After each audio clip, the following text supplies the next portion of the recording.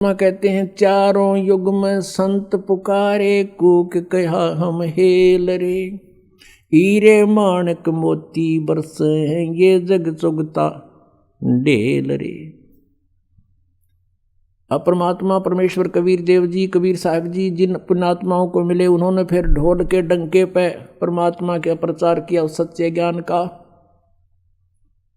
तो प्रत्येक युग में प्रभु आते हैं कबीर परमेश्वर जी। सतयुग में सत सुकृत नाम से, त्रेता में मुनिंदर नाम से, द्वापर में करुणा में नाम से, और कलयुग में वो कबीर नाम से। तो उन्होंने कहा था कि चारों युग में मेरे संत पुकारे, और हमने भी आवाज लगा लगा कर ढोल के डंके पे कहा कि हीरे माणक मोती बरसे, यो जग चुगता ढेल रे। हीरे मोती छोड़ के सत साधना रूपी, इस सतनाम रूपी सच्चे नाम और सार नाम रूपी मोती को ना ग्रहण करके ये आन उपासना, आन साधनाएं, अन्य देवताओं की पूजा रूपी डड़े ढो रहे हैं, कंकर इकट्ठी कर रहे हैं। तो उस समय परमात्मा की यह बात समझ में ना आई हमारे कि ब्रह्मा विष्णु महेश भी माता पिता हैं इनके, और अब भी यही दास के साथ यही हो रहा है। हम ये सत्य परमात्मा का दिया हुआ अब आप तक पहुंचा रहे हैं, तो कुछ जिनकी रोजी रोटी, जिनका निर्वाह बाधित हो रहा है, वो कूद कूद पड़ रहे हैं, लेकिन अब उनकी दाल गले को नहीं, क्योंकि समाज शिक्षित हो गया। आज से 600 वर्ष पहले परमात्मा ने कहा था ब्रह्मा विष्णु महेश नासवान है, इनकी जन्म मृत्यु होती है, इनके माता पिता हैं, पर नहीं जची हमारे, पर आज जचेगी। अब दिखाते हैं आपको। पुण्यात्माओं, परमात्मा को पहचानना हमने, और जिस समय हमारे दृढ़ विश्वास हो जाएगा कबीर इज गॉड, फिर नथिंग एल्स, फिर कुछ भी ना बच्चे शेष, फिर तो उसके उनके द्वारा बताएगी साधना, फिर ये विश्वास हो कि यही मंत्र है मोक्ष मार्ग, यही है, दूसरा है नहीं, फिर बातें खत्म होगी। अब ये 36, ये पता नहीं 360 गुरु, 360 मंत्र बना रखे इन्होंने। ये मनमाना आचरण है जो सदग्रंथों में प्रमाण नहीं है। तो सबसे पहले हमने इस अंधकार को हटाना है, अज्ञान को हटाना है, नाश करना अज्ञान का, इस तत्व ज्ञान की रोशनी में आपको लाना है। अब देखिएगा 600 वर्ष पहले परमात्मा ने अपनी सच्चिदानंद घन ब्रह्म की वाणी में, कबीर वाणी में, कबीर सागर में, जो आदरणीय धर्मदास साहिब जी ने लिपिबद्ध किया है, उसमें ज्यों का त्यों लिखा है, पढ़िए स्वयं। ये देखिएगा कबीर सागर संपूर्ण 11 भाग, खेमराज श्री कृष्ण दास बम्बई से प्रकाशित है। ये पुराना प्रकाशन है, बहुत पुराना। यहाँ देखिएगा कबीर सागर ज्ञान सागर प्रथम खंड, कबीर पंथी भारत पथिक स्वामी युगलानंद बिहारी द्वारा परिष्कृत, मुद्रक एवं प्रकाशक है खेमराज श्री कृष्णदास, अध्यक्ष श्री वेंकटेश्वर प्रेस, खेमराज श्री कृष्णदास स्मारक मुंबई। अब हम आपको ले चलते हैं इसके बोध सागर ज्ञान बोध में। ये ज्ञान बोध और ये बोध सागर पृष्ठ नंबर 21 पर आपको पढ़ाएंगे। धर्मदास ये जग बोराना, कोई न जाने पद निर्वाणा, यही कारण मैं कथा पसारा, जग से कहिए वो राम नियारा। ये राम है, नाम इन्होंने गलत मिसप्रिंट कर दिया है कबीर पंथियों ने। यही ज्ञान जग जीव सुनावो, सब जीवों का भरम नसावो, अब मैं तुमसे कहूँ चिताई, त्रिदेवन की उत्पत्ति भाई।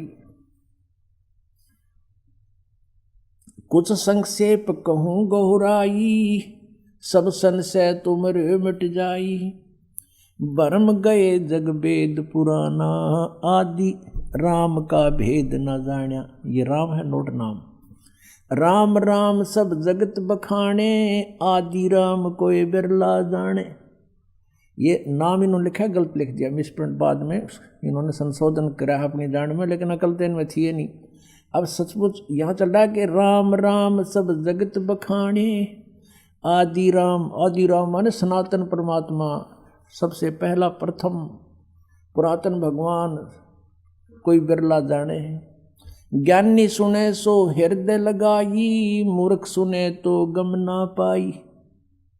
माँ अष्टंगी पिता निरंजन, ये जम दारुण वंशन अंजन। अब इनकी माता अष्टंगी दुर्गा है, पिता ये ज्योत निरंजन काल है। पहले कीन निरंजन राई, पीछे से माया उपजाई। माया रूप देख अति शोभा, देव निरंजन तन मन लोभा। काम देव धर्मराय सताए, देवी को तुरंत दर खाए। ये धर्मराय यहाँ इस काल को कहा है। पेट से देवी करी पुकारी, हे साहब मोहे करो उबारी। टेर सुनी सतगुरता आए, अष्टंगी को बंद छुड़वाए। यहाँ टेर सुनी कहाँ हम आए, ये परमात्मा अपनी तरफ से कर दिया, इन्होंने गलत लिख दिया। धर्मराय यानी काल ने निरंजन ने हिकमत की ना, नख रेखा से भग कर लेना। धर्मराय करे भोग विलासा, माया को रही तब आशा। तीन पुत्र अष्टंगी जाए, ब्रह्मा विष्णु शिव नाम धराए। तीन देव विस्तार चलावे, इनमें यो जग धोखा खावे। पुरुष गम को कैसे को पावे, काल निरंजन जग भरमावे। तीन लोक अपने सुत दीन्या, सुन निरंजन बासालीन्या। अलख निरंजन सुन ठिकाना, ब्रह्मा विष्णु शिव भेद न जाना। ब्रह्मा विष्णु महेश को नहीं मालूम आज तक हमारा पिता कौन है। तीन देव सो उसको ध्यावे, निरंजन का वे पार न पावे। अब ब्रह्म साधना ये भी कर रहे हैं पर इनको नहीं मिले वो आज तक। अलख निरंजन बड़ा बटपारा, तीन लोक जीव कीन आहारा। ये ठग है बटपारा, तीन लोक के जीवों को खा रहा है। ब्रह्मा विष्णु शिव नहीं बचाए, सकल खाए पुन धूर उड़ाए। कहते ब्रह्मा विष्णु महेश को भी मारेगा, इनको भी खाएगा। तिनके सुत हैं तीनों देवा, अंधर जीव करते हैं सेवा। होय होय। कहते इस काल के ये तीन पुत्र हैं ब्रह्मा विष्णु महेश, और ये अंधे ज्ञानहीन ज्ञान नेत्रहीन प्राणी कहते इनने की पूजा करते हैं। अकाल पुरुष काहू नहीं चीन्या, काल पाए सभी गए लीन्या। तीन देव और असुर अवतारा, ताको भजे सकल संसारा। गुण तीनों का ये विस्तारा, धर्मदास मैं कहूँ पुकारा। गुण तीनों की भक्ति में ये भूल पड़ो संसार, कहें कबीर निज नाम बिना कैसे उतरो पार। तीन देव की जो करते भक्ति, इनकी कदे ना हो मुक्ति। अब पुण्यात्माओं कलेजा फट जा जब बुद्धिमान व्यक्ति हो। अरे 600 वर्ष पहले आकर के ये वाणी जिसना मन पढ़ कहा करते थे अशिक्षित और वेद शास्त्रों को नहीं जानता, और उन्होंने ये लिख रखा है कि ऐसा ऐसा था, और आज यही हमारे सदग्रंथों में लिखा हुआ मिल जावे तो पुण्यात्माओं भगवान कौन है? कबीर इज गॉड, परमात्मा ही बता सकता है। जैसे गीता ज्ञान दाता ये ब्रह्म है, यही काल है, अपने पुत्र श्री कृष्ण में प्रवेश करके ये बोल रहा, ये ऐसी ही लीला करता है, ये सबके किसी के सामने नहीं आता। श्रीमद् भगवद गीता अध्याय नंबर 4 श्लोक नंबर 5 और 9 में ये स्वयं कहता है, अर्जुन तेरे और मेरे बहुत जन्म हो चुके हैं, तू नहीं जानता मैं जानता हूँ। मेरे कर्म और जन्म अलौकिक है, इसके कर्म अलौकिक यूँ हैं यूँ किसी में प्रवेश करके बोल पड़ता है। और गीता जी अध्याय नंबर 7 के श्लोक नंबर 24-25 में कहा है कि ये मूर्ख समुदाय सामने खड़े सैनिक मुझे ये कृष्ण मान रहे होंगे, आई एम नॉट कृष्ण। मुझ अव्यक्त को ये व्यक्ति आप न मननते, ये मुझे कृष्ण मान रहे होंगे जो मैं ये बोल रहा हूँ। मैं कृष्ण नहीं हूँ, मैं अपनी योग माया से छुपा रहता हूँ, मैं कभी किसी के समक्ष प्रकट नहीं होता। ये मेरा अटल अनुतम घटिया नियम है, मैं कभी किसी के सामने नहीं आता, मैं छुपा रहता हूँ, गुप्त रहता हूँ।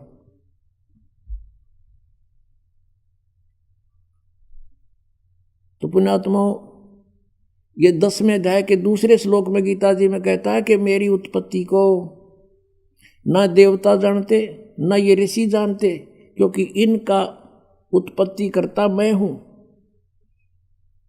अब पिताजी की उत्पत्ति को संतान नहीं जान सकती, दादाजी बता दे सारी डेट ऑफ बर्थ।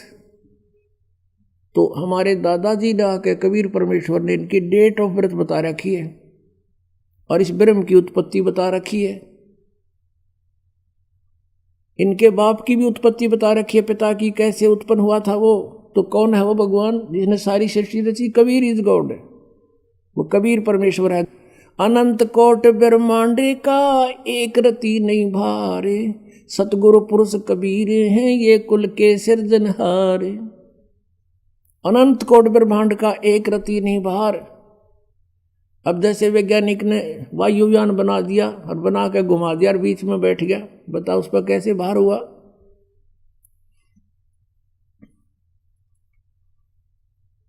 तो उस परमेश्वर ने आके हमारी को सारी ज्ञान दिया सब। अब आपको दिखाते हैं पवित्र सदग्रंथों में, देखिएगा शिव पुराण। यह है संक्षिप्त शिव पुराण, सचित्र मोटा टाइप, केवल हिंदी, गीता प्रेस गोरखपुर से प्रकाशित। इसके संपादक कौन हैं? हनुमान प्रसाद पोदार, गीता प्रेस गोरखपुर से प्रकाशित है। रुद्र संहिता आपके रूबरू कराते हैं सदग्रंथ की। संक्षिप्त शिव पुराण, पृष्ठ नंबर 98 से 98। इसके लास्ट में थोड़ा सा यहाँ से लिंक करके आगे चलेंगे। 5वां अध्याय रुद्र संहिता का एंड होता है। अपने पुत्र नारद की यह बात सुनकर लोक पिता में ब्रह्मा वहाँ इस प्रकार बोले। अब ये 6वां अध्याय शुरू हो गया। ब्रह्मा जी ने कहा, ब्रह्मन अपने पुत्र से कह रहे हैं, ब्रह्मा जी देव शिरोमणे, तुम सदा समस्त जगत के उपकार में ही लगे रहते हो। तुमने लोगों के हित की कामना से बहुत उत्तम बात पूछी है। जिस समय समस्त चराचर जगत नष्ट हो गया था, फिर कुछ भी नहीं था, अंधकार ही अंधकार था। उस समय तत्सद ब्रह्म, यह श्रुति में जो सत्य सुना जाता है एकमात्र वही शेष था। पहले तो ब्रह्मा ने वैसे ज्ञान नहीं था, फिर भी इन पुराणों को हम अभी तक सत्य मानते रहे, उससे ही देखें तत्सद ब्रह्म। अब ये किसके विषय में संकेत है बाद में बताएंगे, पहले हम अपना उद्देश्य देखते हैं। अब 100 पृष्ठ पर देखिएगा। जिस परब्रह्म के विषय में ज्ञान और अज्ञान से पूर्ण, अब ब्रह्मा जी सबसे श्रेष्ठ वक्ता इस ब्रह्मांड का, और वो कहता कुछ ज्ञान कुछ झूठा कुछ सच्चा मैं बताऊं जैसा मुझे पता है। जिस परब्रह्म के विषय में ज्ञान और अज्ञान से पूर्ण उक्तियों द्वारा इस प्रकार विकल्प किए जाते हैं, उसने कुछ काल के बाद द्वितीय की इच्छा प्रकट की। अपने भीतर एक से अनेक होने का संकल्प उदित हुआ। तब उस निराकार परमात्मा ने अपनी लीला शक्ति से अपने लिए मूर्ति की कल्पना की। मूर्ति माने आकार होता है। जो मूर्ति रहित परम ब्रह्म है उसकी मूर्ति, ये भगवान सदाशिव हैं।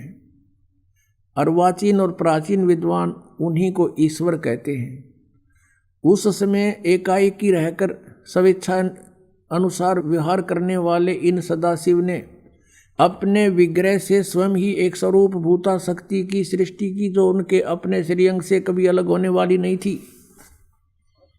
उस पराशक्ति को प्रधान प्रकृति गुणवती माया बुद्धि तत्व की जननी तथा विकार रहित बताया है।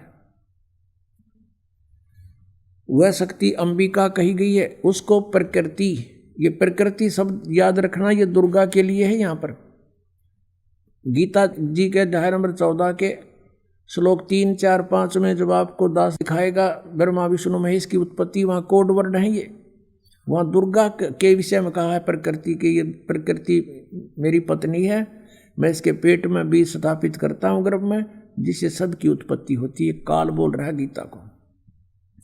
सर्वेश्वरी और त्रिदेव जननी, तीनों देवताओं की माता और नित्य और मूल कारण भी कहते हैं। सदाशिव द्वारा प्रकट गई उस शक्ति की 8 भुजाएं हैं अष्टंगी। अब मैं तुमसे कहूँ चिताई, त्रिदेवन की उत्पत्ति वाई। माँ अष्टंगी पिता निरंजन, जिसको ये सदाशिव कहते हैं ना, ये सदाशिव ये है वो काल, वो शिव रूप धारण करके प्रकट हो जाता है अपने पुत्र का रूप बना करके। उसकी 8 भुजाएं हैं, शक्ति के 8 भुजाएं हैं। नाना प्रकार के आभूषण उसके श्री अंगों की शोभा बढ़ाते हैं। अब प्रकृति है या प्रकृति जो सारे 8 हथियार रखती है, वो उसकी 8 भुजाएं हैं और अनेक प्रकार के अस्त्र शस्त्र धारण करती है। एकाकिनी होकर भी वह माया संयोग वसात अनेक हो जाती है। जैसे 3 रूप और बनाए थे इसने, सावित्री, लक्ष्मी और पार्वती के।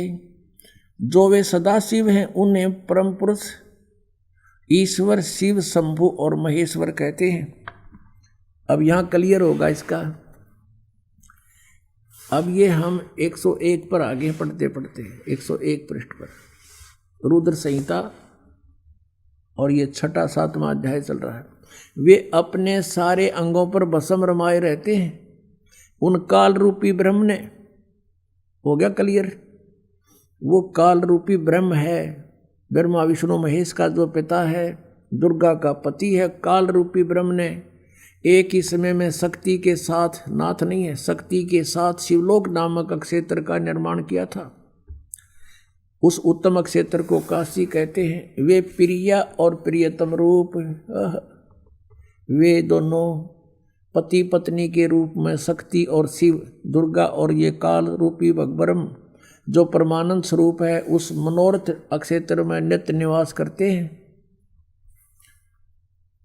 आगे देखो, देवर से एक समय उस आनंद वन में रमण करते हुए शिवा और शिव के, दुर्गा और काल के मन में यह इच्छा हुई कि किसी दूसरे पुरुष की भी सृष्टि करनी चाहिए, कोई संतान उत्पन्न करनी चाहिए। जिस पर यह सृष्टि संचालन का महान भार रखकर हम दोनों केवल काशी में रहकर स्वेच्छा अनुसार विचरें और निर्वाण धारण करें।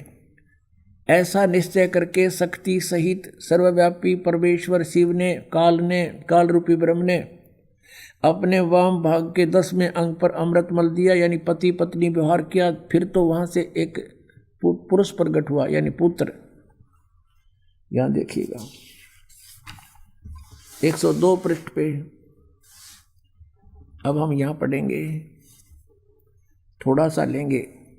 शिव ने कहा, उस उत्पन्न बालक से कहा, शिव ने कहा, वत्स बेटा, व्यापक होने के कारण तुम्हारा विष्णु नाम विख्यात हुआ। अब दुर्गा और काल से विष्णु का जन्म सिद्ध हुआ। अब देखिए ये 6वां अध्याय समाप्त हुआ। अब 7वें में आते हैं। ब्रह्मा जी कहते हैं देवर से, तत्पश्चात कल्याणकारी परमेश्वर सांब सदाशिव ने, यानी उस काल ने दुर्गा से संयोग करके जैसे विष्णु उत्पन्न किया, पूर्ववत प्रयत्न करके मुझे अपने दाहिने अंग से उत्पन्न कर दिया। अब पुण्यात्माओं, अब कोई शंका रही आपके कि कौन है इनका दादा, कौन है इन सब की सृष्टि, सबकी उत्पत्ति का जानकार? और परमात्मा बिना सर्वज्ञ नहीं हो सकता, सबको जानने वाला केवल कबीर इज गॉड। अब यहाँ पर 2 तो कंसेप्ट क्लियर हो गए कि विष्णु और ब्रह्मा की उत्पत्ति होगी इस काल से और दुर्गा के संयोग से, ये इनके पुत्र। अब तीसरा रह गया शिव। अब यहाँ अनुवाद करता विचलित हो गया, मूल संस्कृत पाठ में सही लिखा है, अब इसने अनुवाद करता केवल हिंदी है इसमें, इसने यहाँ गड़बड़ी कर दी। सोचा कि शिव से शिव की उत्पत्ति लिखूंगा तो मैं पागल कहूँगा, इसने वो टाल मटोल कर दी। परमात्मा कहते हैं चोर चुरावे तूंबड़ी और गाड्डे पानी में, वो गाड्डे हुआ ऊपर आओ न सच्चाई छनी ना। एक चोर ने तुम्बा चुरा लिया, सुख का तुम्बा, ये मतीरा हुआ अगर जैसे पेट तुम्बा होता है, बहुत बड़ा एक फल होता है, वो सूख जाता है, उसके अंदर से बीज निकाल देते हैं तो वो सूख कर बिल्कुल एक गेंद जैसा हो जाता, अच्छी बड़ी गेंद जैसा। उसने चुरा के उसने सोचा पानी में लुको दे, छुपा दे, वो गोता मारे और पानी में नीचे छोड़ का और ऊपर आ जाए उससे पहले। तो कहते हैं चोर चुरावे तुमबड़ी गाड्डे पानी में, वो गाड्डे वो ऊपर आवे न सच्चाई छानी ना। अब आपको दिखाते हैं ब्रह्मा विष्णु महेश से अन्य है जो इनका पिता है। अब देखिएगा वही रुद्र संहिता, ये वही शिवपुराण है, संक्षिप्त शिवपुराण 110 पृष्ठ पे रुद्र संहिता चल रहा है। अब यहाँ हम 9वें अध्याय में आगे लास्ट में, इस प्रकार ब्रह्मा विष्णु तथा रुद्र इन 3 देवताओं में गुण हैं, परंतु शिव गुणातीत माने गए हैं।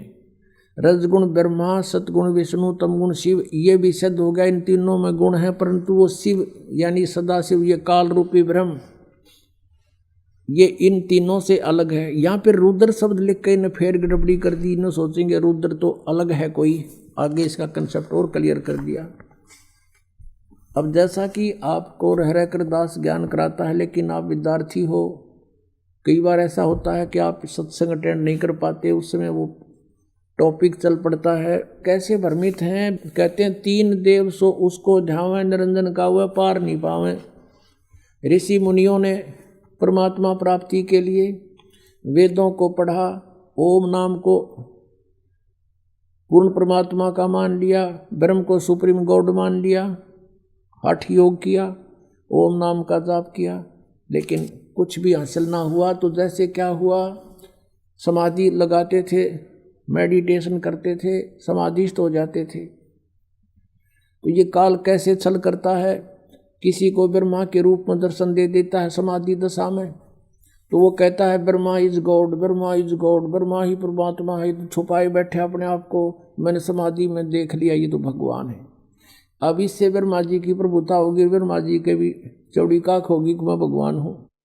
उधर से ये काल क्या करता, किसी दूसरे ऋषि को विष्णु जी के रूप में दे दिया दर्शन, अपने पुत्र विष्णु के रूप में। उसने सब जगह ढिंढोरा पीट दिया कि ये खुद मालिक है, ये पूर्ण परमात्मा है, हजरो अमर है, यही सर्वशक्तिमान है, यही 3 रूप बना लेता है, ये विष्णु इज गॉड। इस बात से विष्णु जी फूल गए, आई एम गॉड।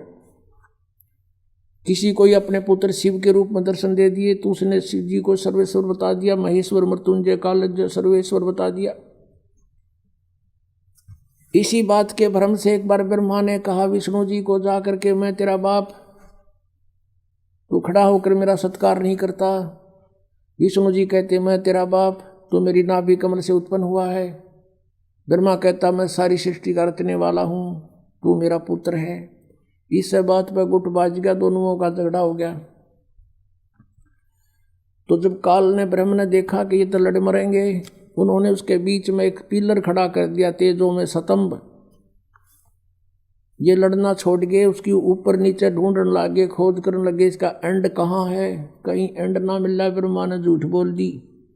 वो तो एक लंबी कहानी हम बताते हैं। फिर क्या हुआ कि ये काल आ गया सदा शिव रूप में, अपने पुत्र के रूप में प्रकट हो गया, शिव के रूप में, और इन दोनों से कहा कि यू आर नॉट गॉड, तुम परमात्मा नहीं हो, तुम्हें भ्रम हो गया, तुम अपने आप को ईश समझते हो, इस तुम्हारी ये फड़क निकालने के लिए, भ्रम निवारण करने के लिए मैं आया हूँ। इसके लिए आपको विद संस्कृत दिखानी पड़ेगी या शिव पुराण देखिएगा। ये प्रथम भाग है शिव महापुराण हिंदी टीका सहित। श्री शिव महापुराण विद्या अवरिधि पंडित ज्वाला प्रसाद जी मिसरकृत हिंदी टीका सहित, खेमरा श्री कृष्णदास प्रकाशन बम्बई। इतने से अब हम इसमें थोड़ा सा लिंक देखेंगे। एक बार ब्रह्मा और विष्णु का युद्ध हो गया। अब यहाँ इसके 11 पृष्ठ पे विद्वेश्वर संहिता, विद्वेश्वर संहिता भाग 1 अध्याय 6 में नंदीकेश्वर बोले, नंदीकेश्वर यानी शिव का वाहन बताता है। इस काल रहता है इन्हीं रूप में। हे योगेंद्र, आगे एक समय विष्णु भगवान शेष सैया पर अपने गरुड़ादि पार्षदों की संयुक्त लक्ष्मी सहित शयन करते थे, विश्राम कर रहे थे। उस समय ब्रह्म ज्ञानियों में श्रेष्ठ ब्रह्मा जी अपनी इच्छा से वहाँ आए और सब प्रकार सुंदर सेज पर शयन करते हुए कमल लोचन विष्णु जी से पूछने लगे, तुम कौन हो? मुझे देखकर अभिमानी पुरुष के समान शयन करते हो, सोए पड़े हो। हे वत्स, हे बेटा उठो, देखो मैं तुम्हारा स्वामी आया हूं। ब्रह्मा जी बोले, बेटा खड़ा हो, देख मैं तेरा स्वामी आया हूं। आए हुए गुरु को देखकर जो अभिमान करता है उस द्रोही मूढ़ का, मूर्ख का प्रायश्चित होना उचित है। यह सुनकर विष्णु जी के अंतर में तो क्रोध हुआ, ऊपर अंदर तो छो उठा पर ऊपर ना दिखाया तुरंत बाहर, परंतु बाहर से शांत रहे और बोले, बेटा बोले वत्स तुम्हारा मंगल हो, बैठो इस आसन पर विराजो।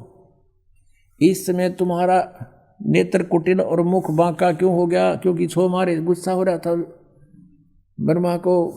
ब्रह्मा जी बोले, वत्स विष्णु, ये बेटा विष्णु, तुमको समय के प्रभाव से अभिमान है। हे पुत्र, मैं तुम्हारा रक्षक और जगत का पिता मैं हूँ। विष्णु जी बोले, ये तो सब जगत मुझ में स्थित है, तुम चोर के समान किस प्रकार अपना कहते हो? तुम मेरी नाभि कमल से उत्पन्न हुए हो, इससे मेरे पुत्र हो, मुझे पुत्र कहना वृथा है। नंदीकेश्वर बोले, इस प्रकार ब्रह्मा विष्णु दोनों ही रजोगुण से मुग्ध होकर विवाद करने लगे। मैं श्रेष्ठ हूँ, मैं स्वामी हूँ, ऐसा कहकर एक दूसरे को मारने की इच्छा से युद्ध करने में उत्सुक हुए। और तब संपूर्ण देवता विमान में बैठकर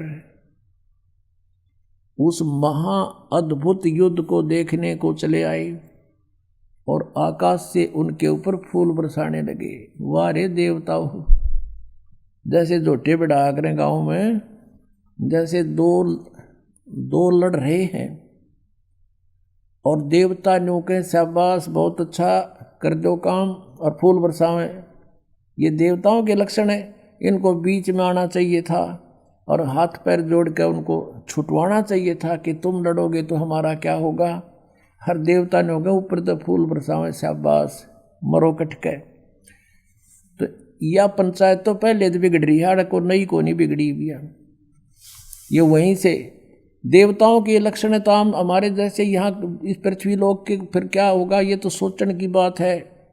अंडरस्टूड है हम किसे होंगे फिर। अब इनका झगड़ा हो गया, फिर बीच में अब शॉर्टकट में बताऊंगा, ये थोड़ा सा दिखाना जरूरी था। जिनको हम पूजा करते उनकी बुद्धि कितनी थी, जिनको हम सर्वेश्वर महेश्वर और भगवान मान्या करते वो चौथी कक्षा के बच्चों जैसे नेचर के थे। चौथी तीसरी कक्षा के बालक झगड़ते हैं, अध्यापक पूछता है, अरे क्यों झगड़ रहे थे बच्चों? वो कहता जी ये नो बोला मैं तेरा बाप। दूसरा कहता है कि नहीं जी पहले यूँ बोला मैं तेरा बाप, इसलिए एक दूसरे की गिरबान पकड़ रहे, लाल मुँह झगड़ रहे।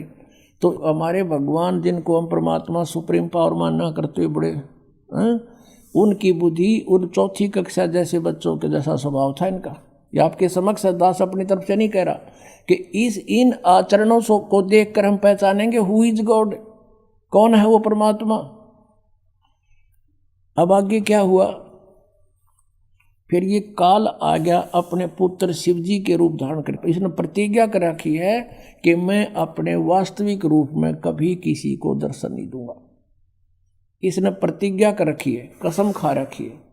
इसलिए ये ऐसे कभी विष्णु के रूप में किसी को दर्शन दे देता है, जो विष्णु की पूजा करता है, शिव की पूजा करता है, शिव के रूप में दर्शन दे देता है। वास्तविक रूप में आया था यो महाभारत के युद्ध में, जब अर्जुन जैसा योद्धा भी देख कर इसकी शकल ने कांप गया था, वो था इसका असली रूप। और कहता मैं काल हूँ, सबको खाने के लिए आया हूँ। और अर्जुन ने करबद्ध होकर कहा था भगवान आप अपने उसी चतुर्भुज रूप में आ जाओ, अब मुझसे ये देखा नहीं जाता। कलजा फट गया उसका। अब ये आ गया वहाँ पर शिव रूप में, इन दोनों के बीच में वो पिल्लर ठोक दिया, आके खड़ा हो गया और कहता कि मैं तुम्हारी बुद्धि ठिकाने करने आया हूँ, तुमने अपने आप को भगवान मान रखा है, यू आर नॉट गॉड। ये देखिएगा। अब ये है पृष्ठ नंबर 17 पे, पहले हमने 11 पर पढ़ा था। विद्वेश्वर संहिता अध्याय 9। उन दोनों की अज्ञानता और वैर को दूर करने के अर्थ दोनों से कहा। किसने? उस सदा काल रूपी ब्रह्म ने, सदा शिव जिसको कहते हैं, इनके पिता ने क्या कहा? मेरे सकल और निष्कल भेद से दो रूप हैं, परंतु और ईश्वर नहीं। इस कारण से उनके दो रूप नहीं हो सकते। पहले सतम रूप यानी वो पिल्लर रूप में खड़ा हो गया था, और पीछे मूर्तिमान रूप धारण किया। इसमें ब्रह्म निष्कल है और ईश्वर रूप सगुण है। यह मेरे दोनों रूप सिद्ध हैं, दूसरे किसी के नहीं। और देखो कमाल करते, नहीं हो सकते। इस कारण तुम दोनों को अथवा दूसरों को ईश्वरत्व की प्राप्ति नहीं हो सकती। तुमने जो अज्ञानता से अपने को ईश यानी भगवान मान लिया, ये बड़ा ही अद्भुत हुआ। उसको दूर करने को ही मैं रण स्थान में आया। तुमने जो अज्ञान से, ब्रह्मा और विष्णु को कह रहे हैं, उनके पिता ये काल, अपने को ईश मान लिया। तुम ईश नहीं हो, यू आर नॉट गॉड। ये बड़ा ही अद्भुत हुआ। उसके दूर करने को ही मरण स्थान में आया। अब तुम अपना अभिमान त्याग कर मुझ ईश्वर में अपनी बुद्धि लगाओ। मेरे ही प्रसाद से लोक में सब अर्थ प्रकाश करते हैं। अब देखो ये स्पष्ट करता है, मैं ही परब्रह्म हूँ। अब ये मूर्ख बनाने की चेष्टा कर रहा है। मैं ही परब्रह्म हूँ, मेरा ही सकल कल अकल रूप है। ब्रह्म होने से मैं ईश्वर हूँ। अनुग्रह आदि कि मेरा कृत्य है। सर्वव्यापी होने से मैं जगत के वर्धक होने से मैं ब्रह्म हूँ। हे ब्रह्म केशव, समतव और व्यापकतव होने से मैं आत्मा हूँ। मैं इस सब का ईश हूँ। यह मेरा है, मेरे अतिरिक्त, मेरे सिवाय किसी दूसरे का नहीं है। प्रथम तो ब्रह्म तत्व के ज्ञान के निमित्त निष्कल ब्रह्म का परार दूर भार हुआ। अब हम अगले पृष्ठ पर देखते हैं, 18 पृष्ठ पे। अब यहाँ देखिएगा नीचे, हे पुत्रो। अब ये काल कह रहा अपने दोनों पुत्र ब्रह्मा और विष्णु को, हे पुत्रो, यह कृत्य आपने तप से प्राप्त किए हैं। कौन से कृत्य, कौन सी जॉब? उत्पत्ति और सतिथि, सृष्टि। देखो, हे पुत्रो, यह कृत्य आपने तप से प्राप्त किए हैं, जो कि सृष्टि, उत्पत्ति और पालन कहता है।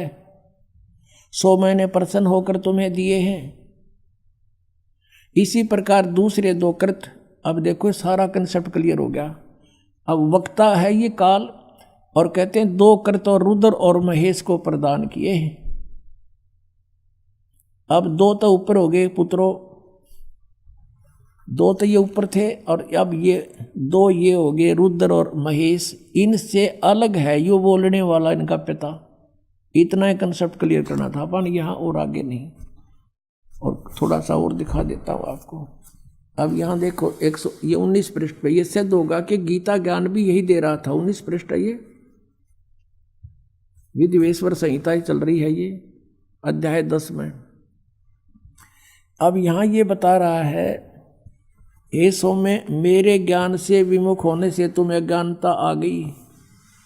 मेरा ज्ञान होने से ऐसा नहीं होता, ज्ञान और रूप महेश के तुल्य हो जाता। इस कारण उस ज्ञान की सिद्धि के निमित्त ओंकार नामक मंत्र जप करो। यही अभिमान को दूर करने वाला है। सोई निज मंत्र उपदेश करते हैं। ये ओंकार मेरे मुख से उत्पन्न होने से मेरे ही रूप का बोधक है। यानी ओम मंत्र कहता मेरा है, महामंगल करने वाला है। यह वाचक है, मैं वाच्य हूँ। यह मंत्र मेरा आत्मा है। इसके स्मरण से मेरा स्मरण होता है। उत्तर की ओर के मुख से अकार, पश्चिम के मुख से उकार, दक्षिण के मुख से मकार, पूर्व के मुख से बिंदु और मध्य के मुख से नाद उत्पन्न हुआ है। इस प्रकार 5 प्रकार से निर्गत हुआ। यह सब एक होकर ओम ऐसा एक अक्षर हो जाता है। इससे सिद्ध हो गया कि ओम मंत्र का जाप इस ब्रह्म का है, ब्रह्मा विष्णु महेश के पिता का है, और यही एक अक्षर हो जाता है।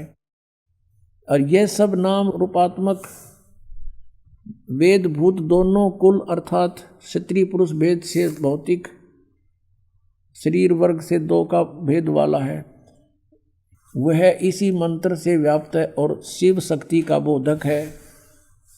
इसी ओंकार से सब जगत का बोधक प्रणव उत्पन्न हुआ है। अक्षर आदि के क्रम से अर्थात आकार से, नकार से, उकार से, मकार से, सी से, बिंदु से, वाह से प्रकट हुआ है। और इसी 5 अक्षर से 5 भेद से मात्र का आकार, अलंकार, ये सारा कुछ इनका सब का मूल कहते हैं ये ओम है। इन सब मंत्रों का ये ओम अक्षर है, और ओम एक अक्षर है। इसमें ओम नमः शिवाय कहीं पर भी मूल पाठ में नहीं है।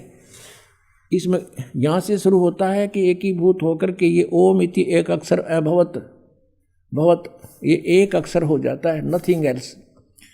अब यहाँ जो ओम एक अक्षर है, गीता जी अध्याय नंबर 8 के श्रीमद् भगवद गीता अध्याय नंबर 8 के श्लोक नंबर 13 में कहा कि ओम इति एकाक्षरम ब्रह्म व्यवहारन माम अनुसमरण यह प्रयाति तदंदेहम सयाति परमाम गतिम। माम ब्रह्म, मुझ ब्रह्म का केवल एक ओम मंत्र है। ओम एक अक्षर का ये ओम मंत्र है, एक अक्षर, नथिंग एल्स। और जो उच्चारण करके सिमरण करता हुआ यह प्रयाति तदंदेहम, जो शरीर त्यागते समय तक इसका सुमन करता हुआ जाता है, सयाति परमाम गतिम, ओम से मिलने वाली परम गति उसको प्राप्त होती है। ओम से परम गति क्या होती है? ब्रह्मलोक प्राप्ति। 8वें अध्याय के 16वें श्लोक में कहा कि ब्रह्मलोक पर्यंत भी जन्म मृत्यु के अंदर है। अब हम अपने उस टॉपिक पर आते हैं कि इसलिए गीता जी अध्याय नंबर 18 के श्लोक नंबर 62 में गीता ज्ञानदाता कहता है कि तू सर्वभाव से उस परमेश्वर की शरण में जा, उसकी कृपा से तू परम शांति को और सनातन परम धाम को प्राप्त होगा। श्रीमद् भगवद गीता अध्याय नंबर 17 के श्लोक 23 में कहा कि ओम तत्सत इति निर्देश है ब्रह्मण त्रिविध समर्थ है। ब्रह्मण माने सच्चिदानंद घन ब्रह्म, परम अक्षर ब्रह्म, पूर्ण परमात्मा सतपुरुष का ओम तत्सत 3 मंत्र का जाप है, नथिंग एल्स। श्री गीता जी में और दूसरा मंत्र नहीं है ओम के अतिरिक्त। और ये 3 मंत्र का जाप गीता ज्ञानदाता कहता मैं नहीं जानता। 4थे अध्याय के 34वें श्लोक में कहा कि उस तत्व ज्ञान के अंदर वो सब विस्तार से कहा गया है, जो 4थे अध्याय के 32वें श्लोक में बताया है कि सच्चिदानंद ब्रह्म की वाणी में वो बोला गया है, वो तत्व ज्ञान है। उस तत्व ज्ञान को तू तत्वदर्शी संतों के पास जाके समझ। इससे सिद्ध है गीता ज्ञानदाता भी इस मंत्र से परिचित नहीं है। तो कहने का भाव ये है कि गीता जी के अंदर न हरे राम हरे कृष्ण, न सीताराम राधे श्याम, राम राम राधे श्याम सीताराम, और न ही ये ओम नमः शिवाय, और न ही ओम भगवते वासुदेव नमः। तो ये सारे मनमाना आचरण है ये मंत्र। गीता जी अध्याय नंबर 16 के श्लोक नंबर 23 में कहा है कि शास्त्र विधि को त्याग कर जो मनमाना आचरण करते हैं उनको कोई लाभ नहीं होना, ना उनको सुख हो, ना उनकी गति हो, ना उनको कोई सिद्धि प्राप्त हो, यूजलेस। और जो श्राद्ध कढ़ाते हैं, ये अस्थियाँ चुनवाते हैं, गीता जी अध्याय नंबर 9 के श्लोक नंबर 25 में कहा है कि जो भूत पूजेंगे भूत बनेंगे, देवताओं को पूजेंगे उनके नौकर लगेंगे जाकर उनके लोक में जा कर के, और जो मुझे पूजेगा वो मुझे प्राप्त होगा। तो वो भी कंसेप्ट क्लियर कर रखा कि ये साधना नहीं करनी चाहिए। तो गीता जी जो है ये हमारा एक सदग्रंथों में से एक भक्ति का सदग्रंथ है। अब प्रसंग चल रहा था कि ब्रह्मा विष्णु महेश के माता पिता कौन है। कंसेप्ट क्लियर हो गया। दुर्गा इनकी माता है, यो काल रूपी ब्रह्म ये इनका पिता है। दुर्गा को प्रकृति भी कहते हैं, और रजगुण ब्रह्मा, सतगुण विष्णु, तमगुण शिव जी है। ये भी आपको दिखाते हैं। फिर श्रीमद् भगवत गीता में आपको दिखाएंगे ब्रह्मा विष्णु महेश की उत्पत्ति दुर्गा और काल से। ये देखिएगा, ये है श्रीमद् देवी भागवत यानी देवी पुराण, शक्ति पुराण, हिंदी टीका सहित भाग 1। ये कहाँ से छपा है? अथ देवी भागवतम सभाष्टीकम समात्यम, खेमरा श्री कृष्ण दास प्रकाशन, बम्बई 4 का। अब हम यहाँ आते हैं। अथ श्रीमद् देवी भागवते भाषा टीका युक्ते तृतीय स्कंध प्रारंभते। अब तीसरा स्कंध हम देख रहे हैं। इसका प्रश्न नंबर इसके भी 11 पर, पहले हमने शिवपुराण देखा था, इसके 11 पर, और ये तृतीय स्कंध है भाषा टीका तृतीय स्कंध अध्याय 5 में। यहाँ पर हम पढ़ेंगे, भगवान शिव कह रहा है अपनी दुर्गा माता को, हे माता, यदि हमारे ऊपर सदा आप दया युक्त हो तो हमको तमोगुण में किस प्रकार प्रदान किया, और ब्रह्मा रजोगुण और हरि सतोगुण यानी विष्णु को सतोगुण क्यों युक्त किए। अब यहाँ देखिएगा, हम अब संस्कृत पढ़ेंगे। यदि दया धर्मना न सदाम्बिके कथम अहम विहित है, यदि आप दयालु हो माता तो मुझे किस प्रकार बना दिया। तमोगुण और कमल जय, कमल से उत्पन्न होने वाले ब्रह्मा को रजोगुण संभव, क्यों रजोगुण कैसे उत्पन्न कर दिया। सुवित किमो सतोगुण हरि, और विष्णु को किस प्रकार आपने सतोगुण बना दिया। इति सिद्धम रजगुण ब्रह्मा सतगुण विष्णु तमगुण शिवजी। और दिखाते हैं, क्योंकि पुण्यात्माओं आज हमने कंप्यूटर बना लिए, हेलीकॉप्टर बना लिए, एयरप्लेन बना लिए, और स्काई लैब बना लिए, और पता नहीं के रचना रच ली यहाँ पर इस नकली लोक में। 2 दिन का जीवन है, और जो काम करना था उधर हमारा ध्यान भी नहीं जाने दिया इस काल ने। एटम बम बना लिए, एक दूसरे के शत्रु बन गए। जो बनाना था वो छेड़ा भी कोई नहीं, शुरू भी नहीं किया, उसका स्टार्ट भी नहीं कर रखा। अब देखिएगा, ये PhD करा रहा है ये दास आपको, सौभाग्य आपको इस यूनिवर्सिटी में प्रवेश मिल गया, जो मोक्ष मिलेगा इससे। ये मार्कंडेय पुराण गीता प्रेस गोरखपुर से प्रकाशित है। इसके 123 पृष्ठ पे, इसके 123 पृष्ठ पे आपको दिखाते हैं। मार्कंडेय जी कह रहे हैं, संक्षिप्त मार्कंडेय पुराण 122 से शुरू होगा, यहाँ से देखते हैं 123 पर फिर पूरा विवरण है। मार्कंडेय जी बोले, ये मार्कंडेय जी का उपदेश चल रहा है, ये यहाँ देखेंगे 123 पृष्ठ पे, ये 123 पृष्ठ पे। अब यहाँ जाते हैं हम। इस तरह स्वयंभू परमात्मा की 3 अवस्थाएं हैं, रजोगुण प्रधान ब्रह्मा, तमोगुण प्रधान रुद्र, सतगुण प्रधान सत प्रधान विश्वपालक विष्णु है, और ये ही 3 देवता हैं, और ये ही 3 गुण हैं। गुण तीनों की भक्ति में ये भूल पड़ो संसारे, कह कबीर निज नाम बिना कैसे उतरो पार। 3 देव की जो करते भक्ति, उनकी कदे ना होए मुक्ति। अब ये कंसेप्ट क्लियर हो गया। रजगुण ब्रह्मा है, सतगुण विष्णु, तमगुण शिव जी। अब और दिखाते हैं, ब्रह्मा विष्णु महेश नासवान है। उसके बाद आपको श्रीमद् भगवद गीता में दिखाएंगे इनकी उत्पत्ति दुर्गा और काल से। ये देखिएगा, श्रीमद् देवी भागवत गीता प्रेस गोरखपुर से प्रकाशित, संपादक हनुमान प्रसाद पोदार चिमनलाल गोस्वामी। इसके 123 पृष्ठ को दिखाएंगे बस थोड़ा सा, 123 पृष्ठ पे। अब भगवान विष्णु अपनी माता दुर्गा की स्तुति करते हुए कह रहे हैं, तुम शुद्ध स्वरूपा हो, ये सारा संसार तुम इसे उद्भासित हो रहा है। मैं ब्रह्मा और शंकर, हम सभी तुम्हारी कृपा से विद्यमान हैं। हमारा आविर्भाव और तिरोभाव, आविर्भाव माने जन्म, तिरोभाव माने मृत्यु हुआ करता है। केवल तुम ही नत हो, जगत जननी हो, प्रकृति और सनातनी देवी हो। प्रकृति शब्द याद रखना दुर्गा के लिए है।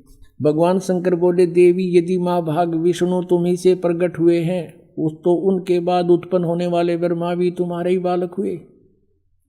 फिर मैं तमोगुणी लीला करने वाला शंकर क्या तुम्हारी संतान नहीं हुआ?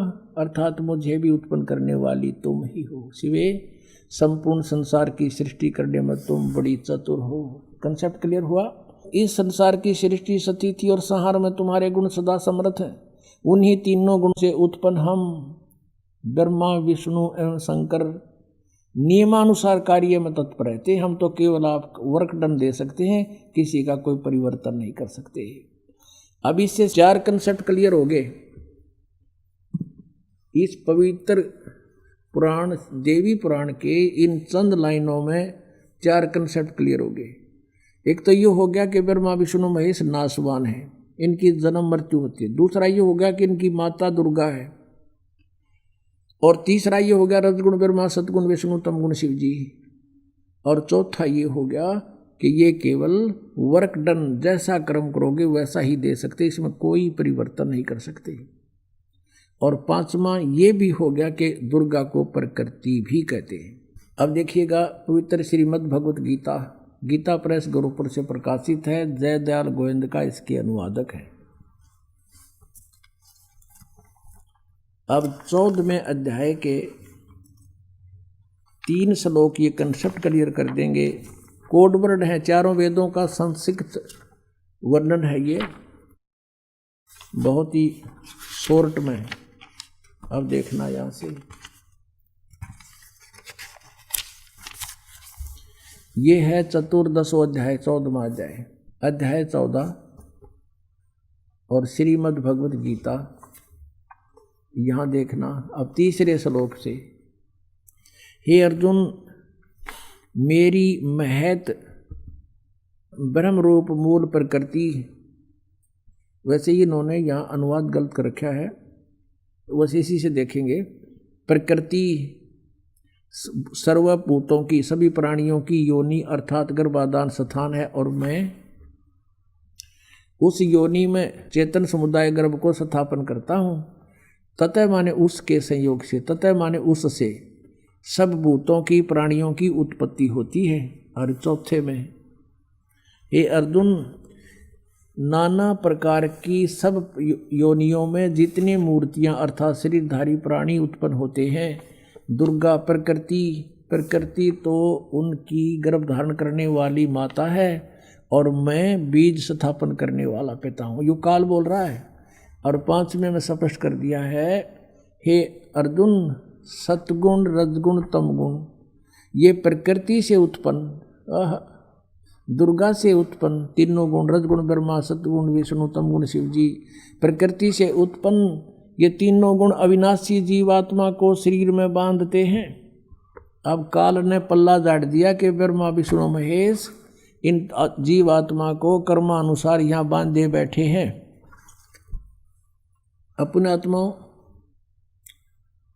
ये है, इसको कहते हैं तत्व ज्ञान, और उसको सतगुरु कहते हैं जो सदग्रंथों को अच्छी तरह समझा और समझा दे।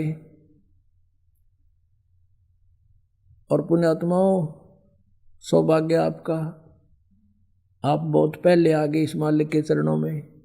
ये पुण्यात्मा जो टोल के टोल, झुंड के झुंड नकलियाँ के फंसे पड़े हैं, उनको जो भी सच्चाई का पता लगेगा रोएंगे बैठ के कर्माने। अब देख कैसा जुल्म किया इन्होंने हमारे साथ, हम बर्बाद कर डाले इन नालायका ने, अपना कर्म बिगाड़ा और हम काल के जाल में फंसा दिए। पुण्यात्माओं, यहाँ पैर टेकने जगह नहीं रहेगी, वो दिन दूर नहीं है। आज कोई पागल नहीं है। जब हम अपने स्वार्थ के लिए सब कुछ कर सकते हैं, तो क्या परमात्मा पाने के लिए उन नकलियों को नहीं छोड़ देंगे? जिस दिन उनको ज्ञान हो जाएगा, एक भी ढूंढा नहीं पाओगे उनके पास।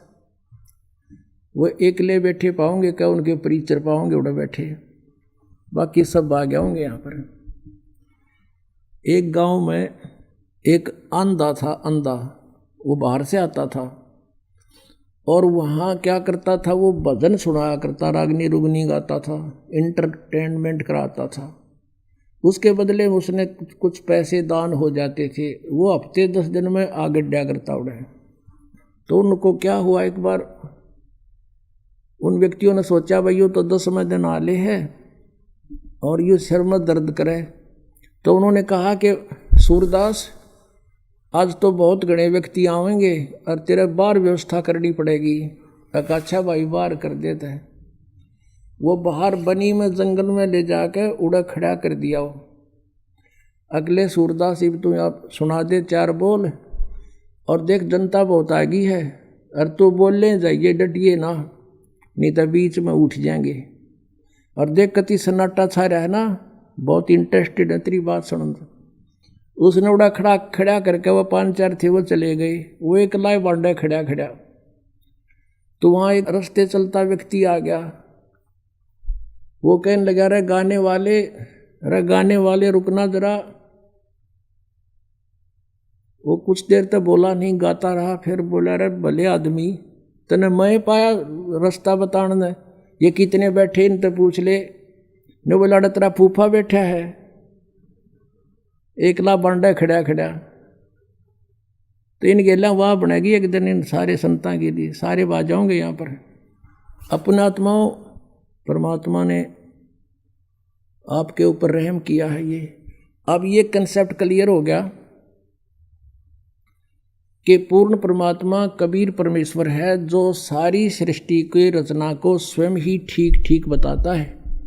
और जिस परमेश्वर ने 600 वर्ष पहले जो अपनी अमृतवाणी में ज्ञान लिखा था, आज हमारे पवित्र सदग्रंथों ने उसको सेकंड कर दिया, समर्थन दिया कि सचमुच ऐसा ही है। तो भाई कौन है भगवान? अब ये आपकी आत्मा मान जाएगी इस बात ने, क्योंकि दास ये चाहता है कि हम अपने भगवान ने पहचान दें, और उसको पहचानने के बाद फिर हम आप पर चिपक जाएंगे, इस तरह की तो दिखाई नहीं देगा इसके अतिरिक्त हमें कोई। परमेश्वर ने स्वयं आकर कहा है, बंदी छोड़ दयाल जी तुम तक हमारी दौड़े, जैसे काग जहाज का अब सूझत और न ठोरे। जब आपको ये तत्व ज्ञान हो जाएगा, परमात्मा की पहचान हो जाएगी, उस समय जैसे ऐसी स्थिति आप जी की हो जाएगी जैसे पहले पुराने समय में समुद्री जहाज के अंदर कौवे बैठ के चले जाते थे रोटी खाने के लिए, कि टुकड़ा ये कहीं खाना खाएंगे, टुकड़ा डालेंगे, और रात के शाम के समय या दिन के समय जहाज प्रस्थान कर जाता था। जब रात्रि हो जाती थी, सुबह सूर्य उदय होता था, तब तक 200-300 किलोमीटर जहाज चला जाता था। तो उस समय ऐसे इंस्ट्रूमेंट हुआ करते, दिशा सूचक यंत्र रखा करते थे, और कई बार दिशा सूचक यंत्र चुंबकीय चट्टानों से डिस्टर्ब हो जाते थे, और वो जहाज के चालक अपने इंस्ट्रूमेंट को चेक करने के लिए, अपनी दिशा को चेक करने के लिए कौवे का सहारा लेते थे। कौवे में एक विशेष गुण दिया है परमात्मा ने कि वो जिस दिशा से चलता है उस दिशा को भूलता नहीं। तो क्या करते थे वो चालक, सुबह कौवे के डले मार दिया करते, उसने विवश कर देते जहाज से उड़ने के लिए।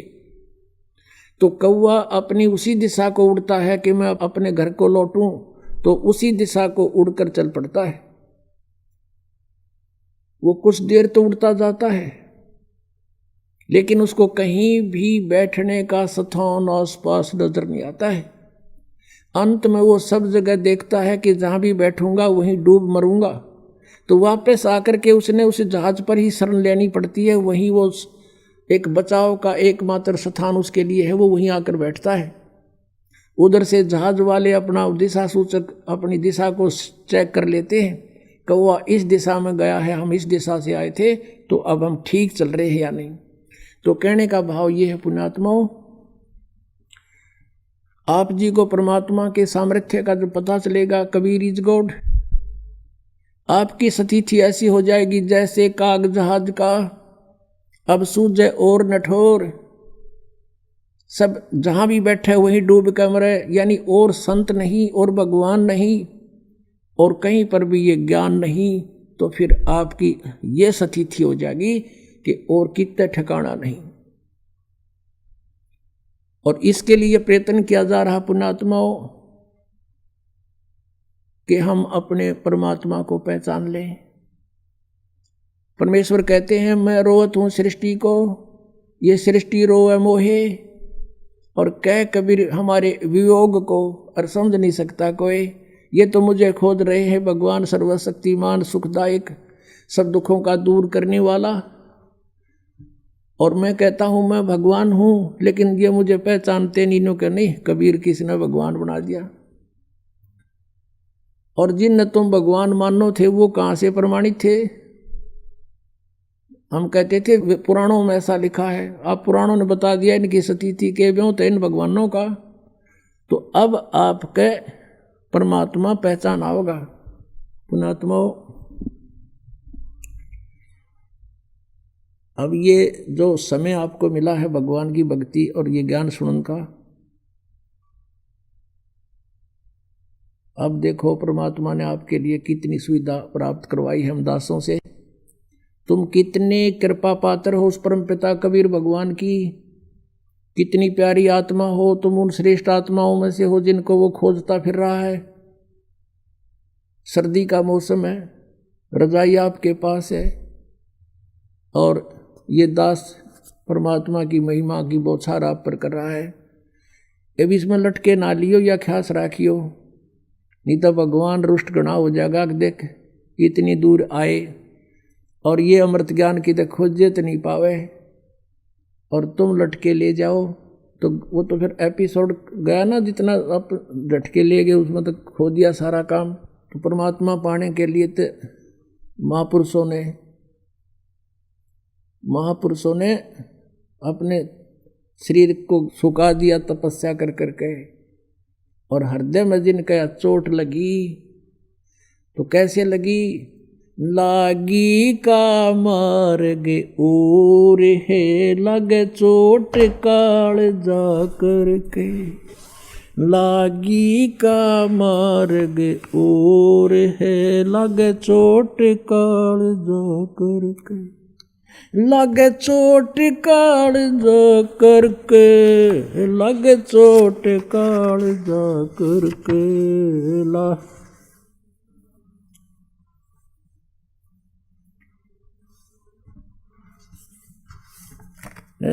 लागी का मार्ग और है लगे चोट कलेजा करके, लगे चोट काल जा करके, लागी का मार्ग।